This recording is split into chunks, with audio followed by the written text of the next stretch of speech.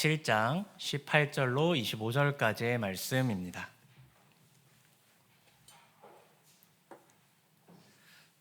로마서 7장 18절로 25절까지의 말씀, 저와 여러분들이 한 절씩 교독한 뒤 마지막 절은 합독하도록 하겠습니다.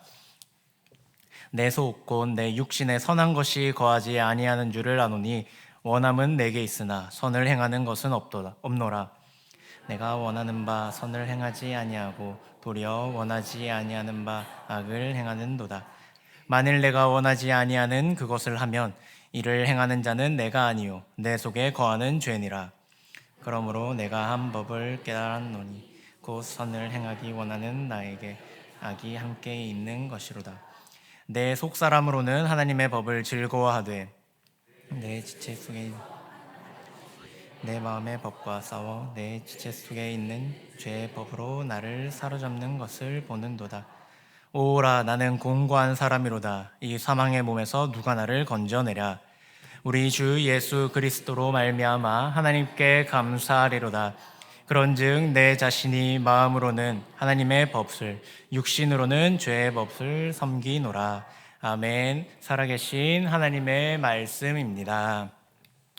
우리 이어서 소율이 문답 제82문답도 함께 읽을 텐데 제가 문을 읽고 여러분들이 답을 읽어주시면 감사하겠습니다. 하나님의 계명을 완전히 지킬 수 있는 사람이 있습니까? 타락한 이후로서는 이 세상에 살 동안에 하나님의 계명들을 완전히 지킬 수 없고 오히려 생각과 말과 행위로 날마다 범합니다. 오늘 본문을 보면 바울이 근심하고 있는 모습을 우리는 볼 수 있습니다. 그 근심이 오늘 성경 말씀 중에 딱 한 구절에 압축되어서 있는데 그 본문이 바로 7장 24절의 말씀입니다. 24절의 말씀 제가 한 번 더 읽도록 하겠습니다. 오라, 나는 곤고한 사람이로다. 이 사망의 몸에서 누가 나를 건져내라. 아멘. 곤고한 사람이라는 이 말씀, 너무나도 유명하고 너무나도 많이 알고 계시는 말씀입니다. 그 곤고함, 이 곤고함의 이유가 있습니다. 바로 바울 안에 있는 선과 악의 갈등 때문입니다. 이것은 18절을 보면 우리는 알 수 있는데 우리 함께 18절의 말씀은 함께 합독하도록 하겠습니다. 내 속 곧 내 육신에 선한 것이 거하지 아니하는 줄 아노니 원함은 내게 있으나 선을 행하는 것은 없노라. 아멘. 이게 이제 내 마음에 선은 있다라는 것입니다. 그런데 선을 행하는 건 없다. 마음은 있지만 행동에는 선이 없다라는 뜻입니다. 여기서 이제 두 개의 구도, 내가 원하는 건 선이지만 내가 행하는 건 악이라는 이 두 가지 구도가 등장하게 되는 것입니다.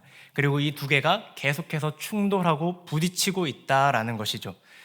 그것 때문에 나는 내 안에 그 충돌들 때문에 힘들다라고 이야기를 하고 있는 것입니다. 그래서 이러한 충돌들이 있으면 바울도 마찬가지로 우리들도 모두 이러한 충돌들을 겪으면서 살아갈 텐데 이러한 순간이 딱 마주하게 되면 혼잣말로 내가 이렇게 살면 안 되는데, 내가 하나님 앞에서 이렇게 신앙생활을 하면 안 되는데 라는 말이 나도 모르게 툭툭 튀어나오게 됩니다.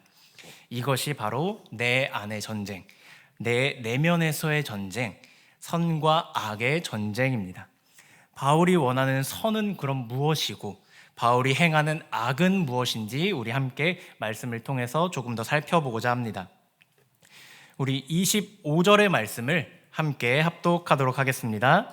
우리 주 예수 그리스도로 말미암아 하나님께 감사하리로다. 그런즉 내 자신이 마음으로는 하나님의 법을, 육신으로는 죄의 법을 섬기노라. 아멘. 육신에는 죄의 법, 마음에는 하나님의 법. 그래서 바울이 원하는 선은 하나님의 법을 따르는 것, 하지만 바울이 행하는 악은 계속해서 하나님의 법을 따르지 않는 것이라는 것을 이 말씀을 통해 우리는 알 수 있습니다. 그래서 여기서 죄의 법을 섬기노라, 하나님께 불순종하는 게 죄니까 하나님을 따르지 않는 것이 죄니까 죄의 법이다 라고 이야기를 하고 있는 것입니다. 그럼 바울이 여기서 뭐 죄의 법이라고 해가지고 십계명에 나와 있는 그 말씀들을 막 어기고 살인하고 막 간음하고 이런 걸 이야기하는 게 아니라 하나님의 말씀대로 살아야 되는데 그렇게 살지 못하는 것, 이 죄, 이것에 있다라는 것이죠. 그래서 죄의 법을 따른다라는 것은 이것은 우리에게 불순종이다라고 또 이야기도 합니다. 불순종, 하나님의 명령하신 거에 순종하지 않는 것, 하나님의 명령, 우리는 그 명령, 규율, 또 계명이라고도 하는 그 그것들을 하나님께서 우리는 율법이라고 우리에게 정리해서 주셨습니다. 정리해서 주셨을 때 우리가 모두 알다시피 첫 번째 10계명이라는 것으로 우리에게 주셨고, 그 뒤에 이제 예수님께서 이것을 두 가지 명령으로 이렇게 구분 또 정리하셨는데, 우리가 모두 아는 하나님 사랑, 이웃 사랑이라는 것으로 정리를 하셨습니다. 그런데 오늘날 우리가 살아갈 때 하나님 사랑, 이 이웃 사랑, 이 사랑에 순종하면서 올바른 반응을 보이면서 살아가야 하는데 그 말씀에 순종하지 못하고 살아가고 있다라는 것입니다. 자꾸만 불순종하게 되고 자꾸만 내 육신이 이야기하는 대로 따라가고 있다라고 하는 것입니다. 그래서 이 육체가 원하는 것을 바울은 또 무엇이라고 이야기를 하고 있냐면 육체의 소욕이다라고 또 이야기를 합니다. 그리고 갈라디아서 5장 17절에서 육체의 소욕은 성령을 거스른다라고 이야기합니다. 여기서 성령을 거스른다라는 것은 성령께서는 나와 함께 하시면서 계속해서 하나님의 말씀에 순종하도록 성령님께서 나를 계속 주장하시는데, 이 육체의 소욕, 이 육체가 원하는 대로 사는 것은 그 성령의 행하심에 반대되는 대로 살아가는 것, 거스르는 그러한 모습을 이야기하는 것입니다. 그래서 성령은 육체를 거스르나니 성령께서는 육체에 따라 행하는 것이 딱 브레이크를 거는, 그 성령께서는 육체에 따라 우리가 행하는 그 모든 것들에 브레이크를 계속해서 거는 것, 그것을 이야기를 한다라는 것입니다. 그런데 그렇게 하면 안 돼. 성령께서는 그래서 앞에서 말씀드렸던 것처럼 내가 이렇게 신앙생활을 하면 안 돼, 내가 이렇게 살면 안 돼 라고 계속해서 브레이크를 걸어주고 있다라는 것입니다. 그게 성령님께서 우리에게 주시는, 계속해서 반복적으로 우리가 육체에 따라 행하지 않도록 우리에게 주시는 메시지다라는 것입니다. 내 안에 성령님께서 계속해서 그렇게 살면 안 된다라고 깨닫게 해주시는 것이죠. 이 두 가지, 성령대로 행하는 것, 성령의 말씀대로 행하는 것, 내 육체대로 행하는 것, 이 두 가지가 계속해서 충돌하고 있는 전쟁을 그 가운데서 우리는 살아가고 있다라는 것입니다.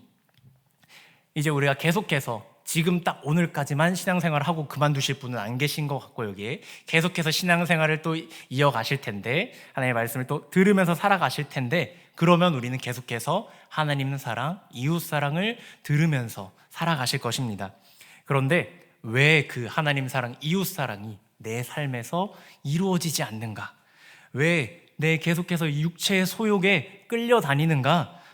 라는 의문이 계속해서 들 거고, 우리에게 계속해서 우리의 뒷모습들을 바라보면 성령님이 인도하시는 것을 따라간 것보다 내 육체의 모습을, 육체의 욕망들을 따라간 것들이 훨씬 더 많다라는 것을 보게 됩니다. 그래서 우리에게 노력이 필요한 것입니다. 어떠한 노력이냐면 하나님을 사랑하는 노력, 이웃을 사랑하는 노력이 필요한데, 그런데 이제 반대로 육체의 소욕을 따르는 것은 그러한 노력이 필요가 없습니다. 그저 육체가 행하는 대로 그냥 따라만 가면 되는, 노력이 필요 없는 그러한 모습인 것입니다. 그게 훨씬 더 우리가 생각하기에 편합니다. 노력이 하나도 필요하지 않는 것이. 그래서 자유롭고 뭔가 많은 사람들이 그 안에서 자유를 누리면서 살아간다라고 생각할 수 있는데, 그런데 이제 왜 거기에 육체의 소욕에 사는 것이 더 자연스럽고 자유로운가에 대한 질문의 답은 바로 우리 안에 있는 이 근본적인 죄 때문입니다. 죄를 짓기 전에는 하나님을 사랑하고 이웃을 사랑하고 하나님의 그 어떠한 공동체 안에 있는 것이 너무나도 행복하고 즐거운데, 그런데 이제 죄를 지음으로 말미암아 그 공동체 안에 있는 게 너무나도 싫어지는 것입니다. 그냥 단순히 신앙이라는 게 싫은 게 아니라 그냥 모든 게 다 하나님의 말 자체가 나오는 것이 싫다라는 것이죠. 하나님이라는 단어 자체가 나오는 것도 힘들고 불편해진다라는 것이죠. 그래서 TV나 어떤 언론 매체들을 보면 하나님이란 말을 자유롭게 사용하지 못하게 하기도 하고, 또한 그리스도인들은 그렇지 않지만 하나님이라는 말을 하나님이라고 하지 말고 신이라고 두루뭉술하게 이야기를 해라 라고 신이라고 이야기를 하면서 전능하신 창조주 하나님을 일컫는 게 아니라 다른 사람들이 누구를 이야기하는지 모르게 그렇게 신이라는 이름으로 하나님 이름조차 언급하지 못하게 하는 그러한 이 시대의 문화가 바로 이 육체의 소욕입니다. 그런 것들을 이제 주장하는 사람들이 점차 더 많아지면서 거대한 세력을 이루면서 이제 하나님이라고 딱 누가 고백하기만 한다면, TV에 나와서 고백하기만 한다면 그것을 가로막고 그것을 보이지 않게 막아버린다라는 것이죠. 한 가지 예로 올림픽 경기들 중에서 금메달리스트들이 이제 금메달을 딴 뒤에 하나님께 경배를 올려드리는 모습을 한다고 하면 일부 방송사에서는 보여주지 않고 해설을 보여주거나 그 화면을 빠르게 편집해버리는 모습들을 보는 것들도 다 육체의 소욕입니다. 이 불순종의 죄인 것입니다. 하나님을 거부하고 하나님을 일컫는 것을 싫어하는 것입니다. 이 사람들 속에 죄가 있다라는 것입니다. 그 죄 때문에 이러한 모든 것들이 일어난다라는 것입니다. 우리 계속해서 로마서 7장 19절로 20절까지의 말씀을 함께 합독하도록 하겠습니다. 내가 원하는 바 선을 행하지 아니하고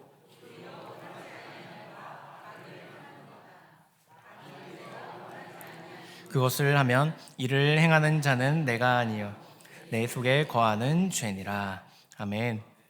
지금 바울은 구원을 받았고 사역을 하는 사역자, 사도라고 불리고 있음에도 불구하고 여전히 이 속 안에 있는 죄 문제 때문에 그것 때문에 계속해서 갈등하고 고민하고 있다라고 이 말씀을 통해서 우리는 알 수 있습니다. 이렇게 하면 안 되는데, 이렇게 살아가면 안 되는데, 이건 내가 원하는 것이 아닌데, 그런데 자꾸 육체를 따르는 이러한 모습은 또 내 모습은 아니야.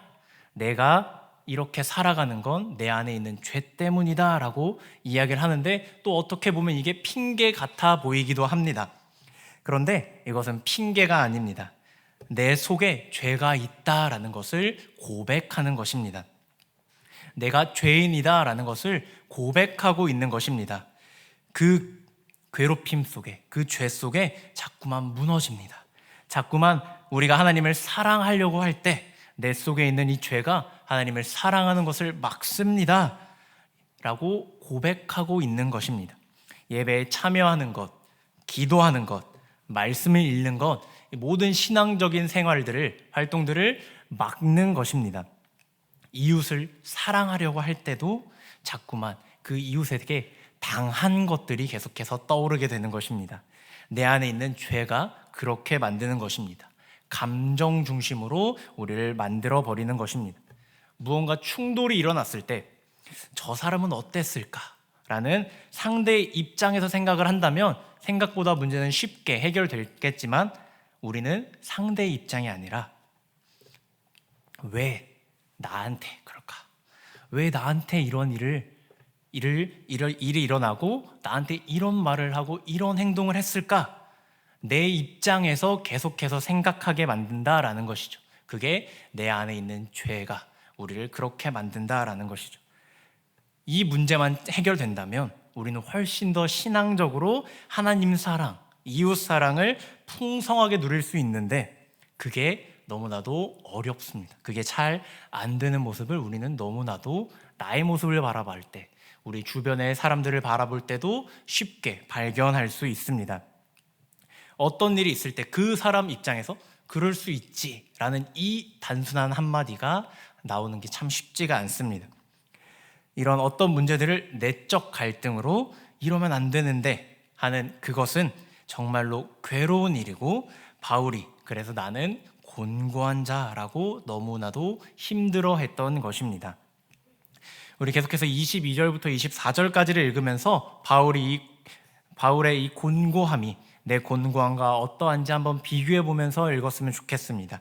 우리 함께 22절로 24절까지의 말씀 함께 읽도록 하겠습니다.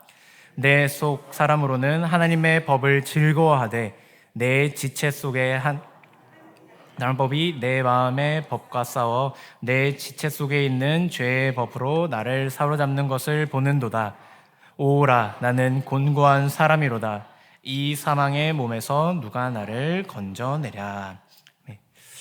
성도님들께서 물론 입으로 드러내서 이야기를 한 사람은 없겠지만 이걸 읽으면서 입으로 주여 주여 마음속으로 이렇게 고백하면서 주님을 찾으셨던 분이 혹시나 계셨나요? 바로 이 말씀을 딱 읽으면서 그렇게 나오셨다면 이 바울의 심정에 공감하는 것입니다.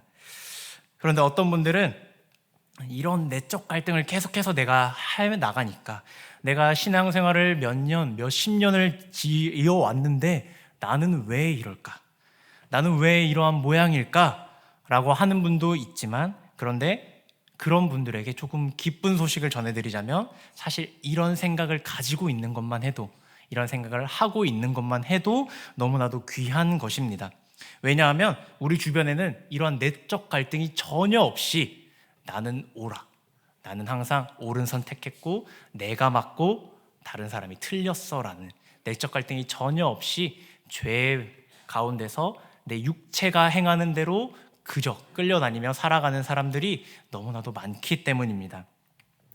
죄를 지어도 별로 무겁게 생각하지 않는 그리고 곤고한 사람이다 라는 고백을 전혀 하지 않는 사람들이 있기 때문입니다. 신앙생활을 하고 이 교회에 오는데 예배드린 바로 직후에 뭔가 이렇게 죄를 너무 쉽게 생각할 수 있습니다. 그런 사람들은 또 마음속에는 또 죄가 없다라고 죄가 너무 적다라고 생각을 하면서 갈등이 또 일어나지 않습니다. 내적 갈등이 있다라는 것은 그리스도인답게 살겠다, 그렇게 살아가겠다, 하나님의 자녀답게 살아가겠다 몸부림치고 있는 것입니다. 내 속에서부터 그렇기 때문에 내적 갈등을 겪는 그리스도인은 건강한 그리스도인이다라고 할 수 있습니다. 그래서 내가 왜 나는 이렇게 살지? 왜 나는 정말 주님 앞에서 부끄럽게 살아가고 있지? 이렇게 살면 안 되는데 라고 하는 그 고민 자체가 너무 귀하다라는 것이죠. 그러니까 이 고민을 한다고 나는 시원치 않은 사람이야 이러면서 자기 자신을 막 누르고 막 억압하거나 이러지 않으셔도 됩니다. 이제 나도 사도 바울이 했던 그 내적 갈등을 내가 이제 하게 되었구나, 주님 감사합니다 라는 고백을 하시는 성도님들이 됐으면 좋겠습니다. 그런데 여기서 끝나면 안 됩니다. 중요한 건 여기서 끝나면 안 되고 그 다음 단계 내적 갈등, 그 속에서도 내 안에 있는 이 죄악에 무너지지 않고 승리해야 하는 것입니다. 그러면 어떻게 이 죄악에 무너지지 않고 승리할 수 있을까요? 그것은 여러 가지 방법이 있겠지만 말씀을 함께하고 찬양도 듣고 이러면서 내 내적 갈등 속에서 죄악에 무너지지 않는 힘을 길러야 합니다. 그 힘을 기르는 방법을 오늘 25절에서는 두 가지를 이야기하고 있습니다. 그 두 가지가 무엇인지 로마서 7장 25절의 말씀을 우리 함께 읽도록 하겠습니다. 우리 주 예수 그리스도로 말미암아 하나님께 감사하리로다.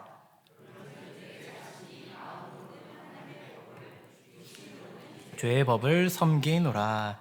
아멘. 첫 번째 방법은 우리 주 예수 그리스도로 말미암아 하나님께 감사하는 것입니다. 감사. 하나님께 감사하면 이길 수 있습니다. 조금 더 구체적인 내용은 뒤에 이어서 또 말씀드리겠습니다. 그럼 두 번째는 무엇인가요? 두 번째는 이 말씀으로는 그런즉 내 자신이 마음으로는 하나님의 법을 육신의 법으로 죄의 법을 섬기노라. 이것은 무엇이냐면 내 연약함을 인정하라라는 것입니다. 내 연약함을 인정하고 하나님께 감사하는 것, 그것이 우리가 훈련되는 과정, 훈련하는 방법이다라는 것이죠. 그래서 우리가 먼저 연약함을 인정한다라는 것부터 살펴보고자 합니다. 그런즉 내 자신이 마음으로는 하나님의 법을, 육신으로는 죄의 법을 섬기노라라는 이 고백, 이게 바로 나의 연약함을, 나의 부족함을 인정하는 것입니다. 내가 약합니다. 내가 쉽게 넘어집니다. 라고 고백하는 것입니다. 그런데 이 말을 하면 뭔가 다 좌절할 것만 같습니다.